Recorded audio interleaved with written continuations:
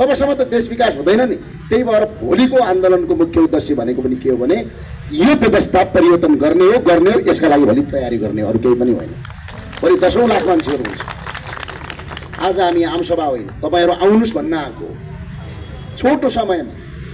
आजको 10वटा कार्यक्रम मध्ये सबभन्दा अन्तिमको कार्यक्रम हो, उपस्थित हुने हो। अर्को कुरा, यो मन्दिर छ, तपाईहरु बडा आधुनिकीकरणको कुरा गर्नुहुन्छ के हामीले भोलि यो अगाडिको मन्दिरलाई हाम्रो कला संस्कृतिलाई मासेर यसलाई हामीले सेतु टावर बनाउँदाखेरि उचित हुन्छ त? आज यहाँ पाटनमा यो ठाउँमा मान्छे किन आउँछ?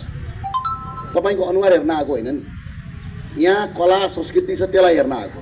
तर संविधानमै लेखेर 81% हिन्दूहरू भएको देश, बुद्धिस्ट भएको देश, किराँत भएको देश, झन्डै 97% भन्दा बढी ओमकार परिवार, वैदिक सनातन हिन्दू राष्ट्र आज संविधानबाट काटेर फालेको छ। तिनीहरूलाई तपाईले भोट हाल्नुहुन्छ, अझ तपाईको यहाँ पर्यटक आउँछ, धन्न आइदिएछ भन्नु नि। अस्ति कुम्भ मेला भयो भारतमा, 65 करोड मान्छेहरू गयो। एकजना मान्छेले 1 रुपैयाँ खर्च गरे भने 65 करोड पायो। एकजना मान्छेले 50,000 त खर्च गरेर आयो।